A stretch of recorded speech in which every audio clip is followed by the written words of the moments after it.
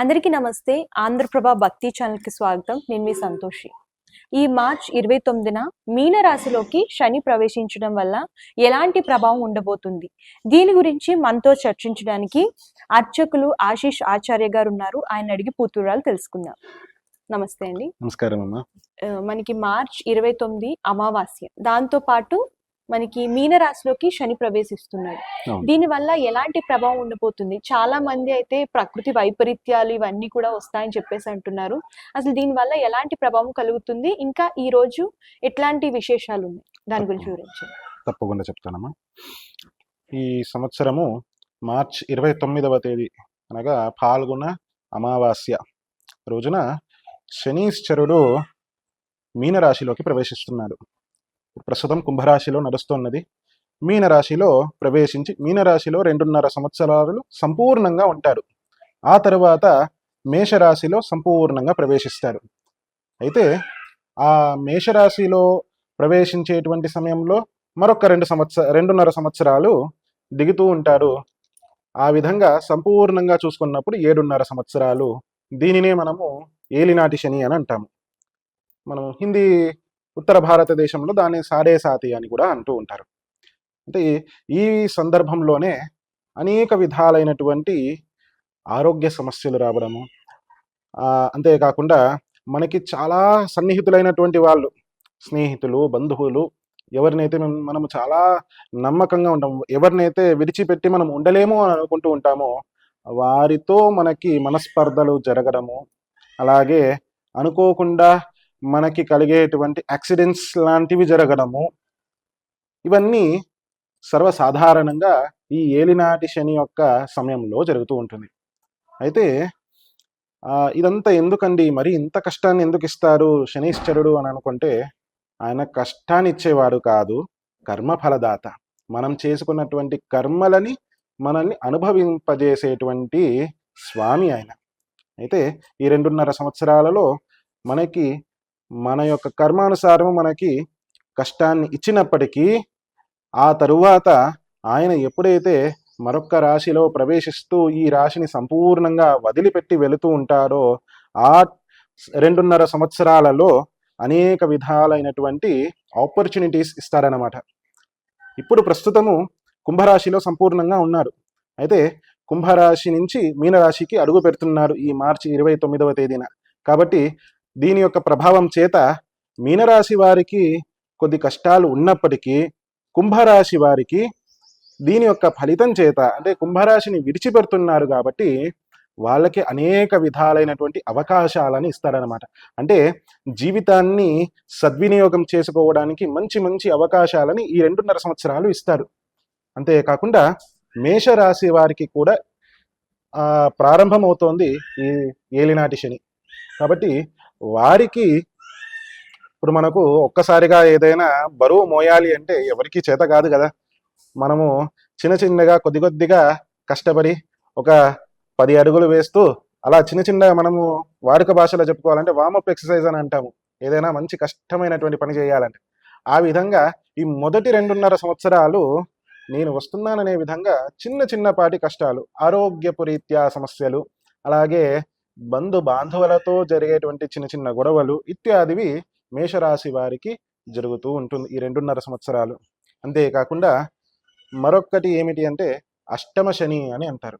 అంటే ఇప్పుడు మీనరాశి వారికి శని ప్రవేశిస్తున్నారు, వారి యొక్క జన్మరాశిలో శని ప్రవేశిస్తున్నారు. కాబట్టి మీనరాశి కంటే ముందు ఉన్నటువంటి 8వ స్థానంలో ఉన్నటువంటి రాశి ఏది ఉన్నదో ఆ రాశికి అష్టమ శని అని అంటారు. కాబట్టి ఆ విధంగా చూసుకున్నప్పుడు మనకి సింహరాశికి అష్టమ శని ప్రవేశిస్తుంది అనమాట.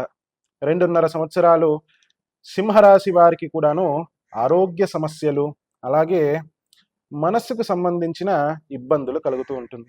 అంతేకాకుండా అర్ధాష్టమ శని అంటే మీనరాశి కంటే ముందు 4వ రాశిగా రాశి చక్రంలో ఉన్నటువంటి రాశికి అర్ధాష్టమ శని అని. అయితే వీరికి కూడాను కొద్దిపాటి ఆరోగ్య సమస్యలు ఖచ్చితంగా ఉంటుంది.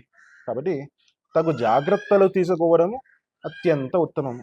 అయితే దీని గురించి మనము ఎక్కువగా భయపడాల్సిన అవసరం లేదు. మనల్ని సరైన మార్గంలో తీసుకొని భగవంతుడి యొక్క పాదాల చెంతకు చేర్చి మనల్ని సన్మార్గంలో నడిపేటువంటి మంచి క్రమశిక్షణతో కూడినటువంటి తండ్రి యొక్క స్వభావం కలిగిన వాడే శనీశ్వరుడు. కాబట్టి ఆయనను చూసి భయపడకుండా ఆయన ఇచ్చినటువంటి అవకాశాలను సద్వినియోగం చేసుకుంటూ మనం మంచి మార్గంలో వెళ్ళడానికి యథాశక్తి ప్రయత్నము చేద్దాము. ఆ శని బాధ తొలగడానికి మనం బాధ అని చెప్పకూడదు, కానీ దాని యొక్క ఆ సమయంలో మనకు కలిగేటువంటి బాధలు ఏదైతే ఉంటుందో, కష్టాలు ఏదైతే అనిపిస్తూ ఉంటుందో, ఆ క్రమశిక్షణ ద్వారా దానిని తట్టుకునే శక్తి మనకు కలగడానికి మనము పరమాత్ముడి యొక్క పాదాలని పట్టుకోవాలి. ఈ విధంగా మనము శని యొక్క ప్రభావాన్ని కొద్దిపాటిగా తగ్గించుకునే అవకాశం ఉంటుంది. అంటే పరిహారాలు ఏమైనా ఉంటాయండి? శనీశ్వరుడికి సాధారణంగా మనము ఏ గ్రహానికైనా సరే ఆయా గ్రహానికి సంబంధించినటువంటి శాంతులు చేసుకోవడం చేత మనకి దాని యొక్క ప్రభావము కొద్దిపాటిగా తగ్గుతుంది. సంపూర్ణంగా తగ్గే అవకాశం ఎప్పటికీ ఉండదు, కానీ కొద్దిపాటిగా తగ్గి ఆ తరువాత దాన్ని తట్టుకునే శక్తి మనకి కలుగుతుంది. దానికోసమని గ్రహ జపము, ఒక్కొక్క గ్రహానికి ఒక్కొక్క సంఖ్యలో జపం జరగడము అనేది జరుగుతుందన్నమాట.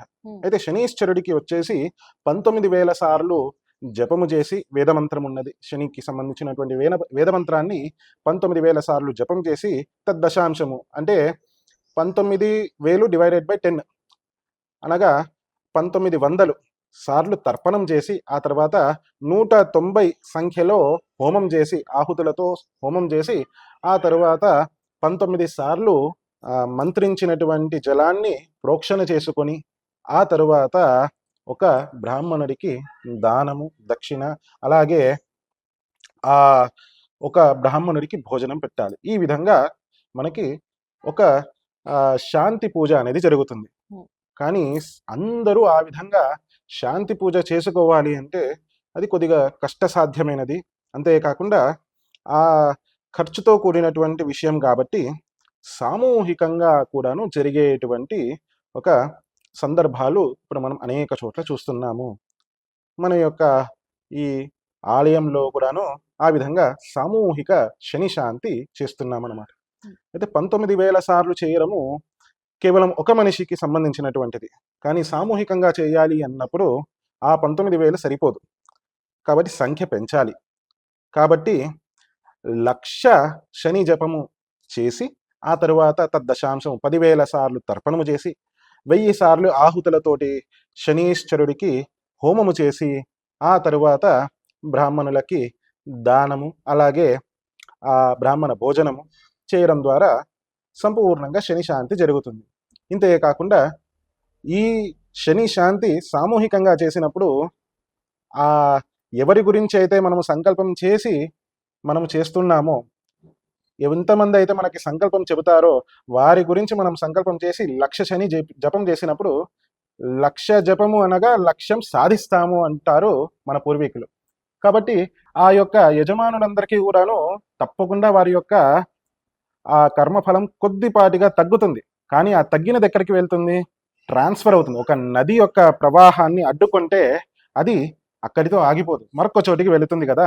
అదేవిధంగా వీరి కోసము, వీరి కర్మల యొక్క ప్రభావం చేత వీరు అనుభవించవలసినటువంటిది ఎప్పుడైతే బ్రాహ్మణులు అడ్డుకుంటారో దాని యొక్క ప్రభావము కొద్దిపాటిగా ఆ బ్రాహ్మణులకి తగులుతుంది.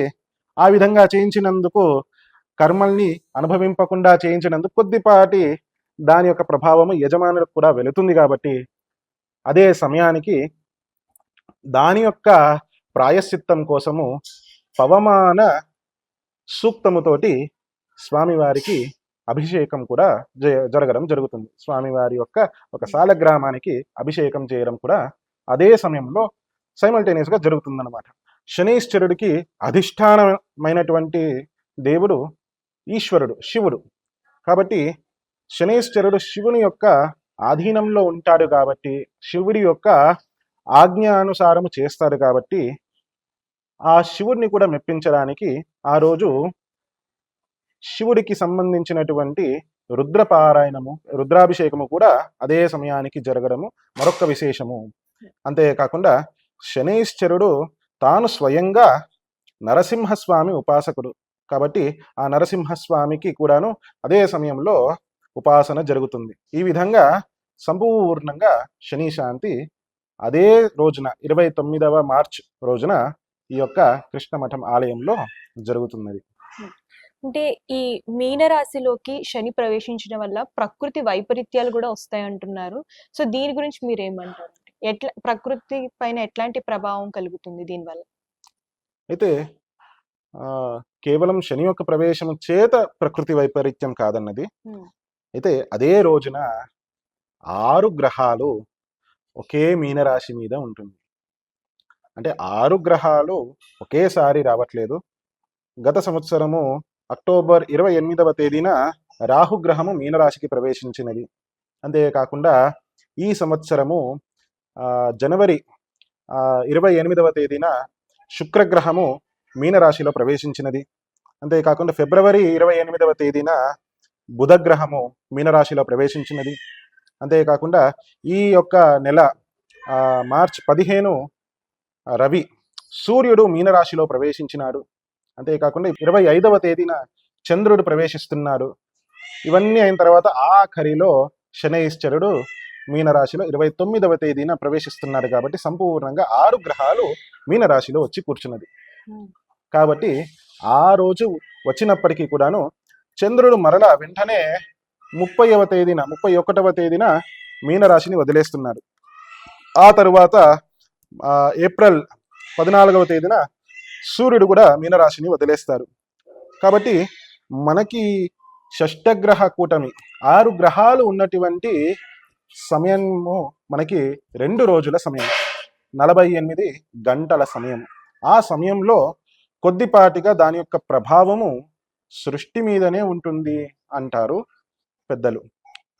అయితే దీని యొక్క ప్రభావము మనం సామాన్యంగా మనిషికి ఇండివిజువల్గా ఒక మనిషి మీద ఎక్కువ ప్రభావం చూపించినప్పటికీ సమస్త దేశానికి, ప్రపంచానికి కొద్దిపాటి దీని యొక్క ప్రభావం ఉంటుంది. ఏముంటుంది అన్నప్పుడు పూర్వం చూసుకున్నప్పుడు 2019వ సంవత్సరము డిసెంబర్లో ఇదే విధంగా 5 గ్రహాలు కలిసి వచ్చినప్పుడు మనకి కోవిడ్ వచ్చినది. అయితే ఈసారి 6 గ్రహాలు వస్తున్నది కాబట్టి మరింత ఎక్కువ ఉంటుందేమో అని భయపడే అవకాశము చాలా మందికి ఉన్నది. కానీ 6వ గ్రహంగా సూర్యుడు ఉన్నందువల్ల మనము అంతగా భయపడాల్సిన అవసరం లేదు. కానీ వర్షాలు తక్కువగా పడటము, అలాగే కొద్దిపాటి కొత్త రోగాలు కూడా రావడం, కానీ మరింత భయపడేంత విధంగా కాకపోయినప్పటికీ కొత్త రోగాలు వచ్చేటువంటి అవకాశాలు ఖచ్చితంగా ఉన్నది. కాబట్టి దానికి తగ జాగ్రత్తలు తీసుకోవడం మంచిది.